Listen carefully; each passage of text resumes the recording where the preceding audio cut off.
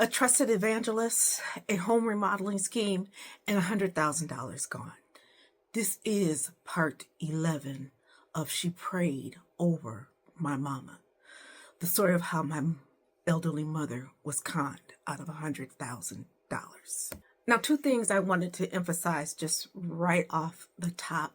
The church that hosted my mother's funeral is not the church that my mother last held her membership, and not the church associated with the evangelist. So I want to make that clear.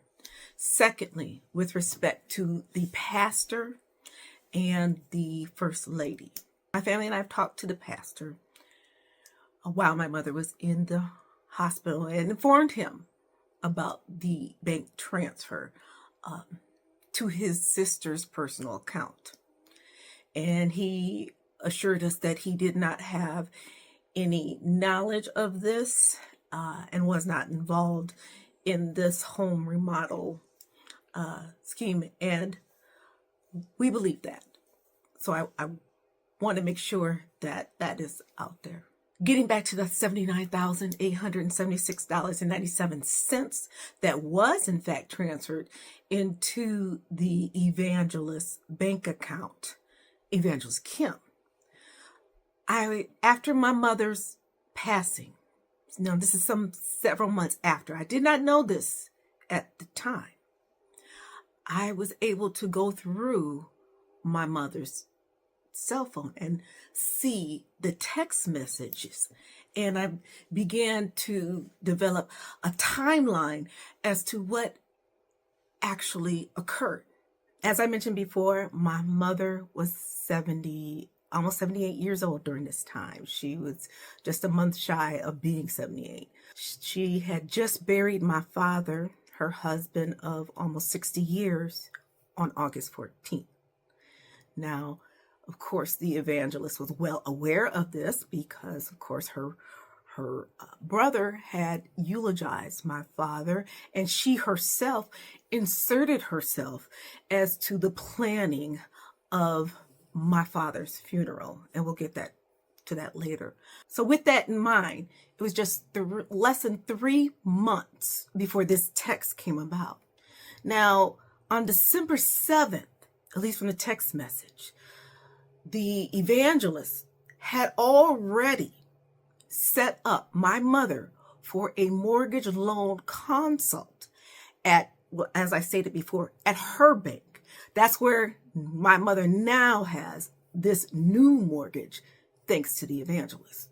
So it appears from this text message that yes, the evangelist attended this mortgage consult along with my mother. Clearly, she was so concerned that my mother make this appointment that she made sure that they could drive together. And my mom says no, and she would meet her there. So the next text message was on December 12th. And that is when the evangelist informs my mother of the mortgage closing.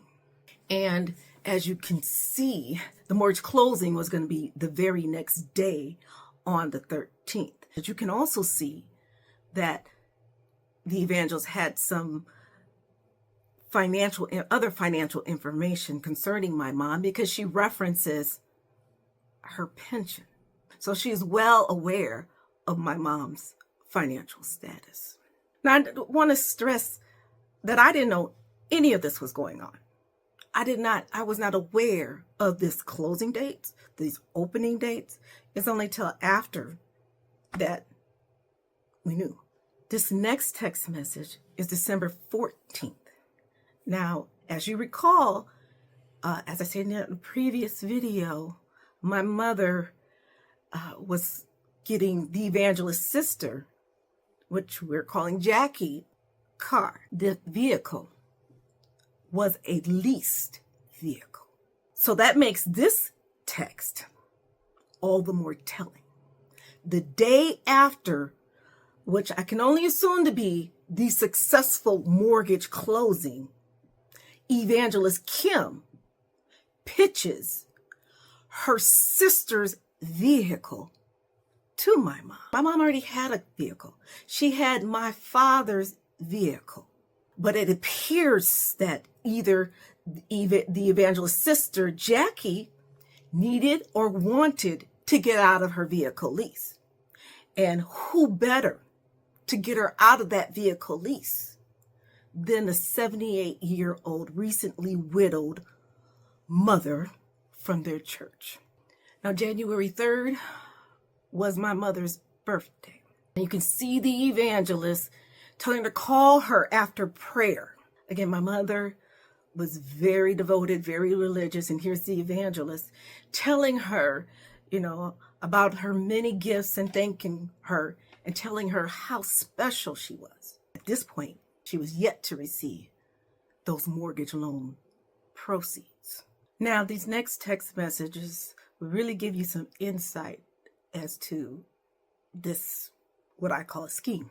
February 3rd, again, is the day after I sent my sister and brother-in-law to take pictures of the remodeling process by the Holy Construction crew. Here the evangelist is instructing my mother what to tell the daughter, that daughter being me, because I was the one asking the questions. You see, on February 4th, she changes up the numbers.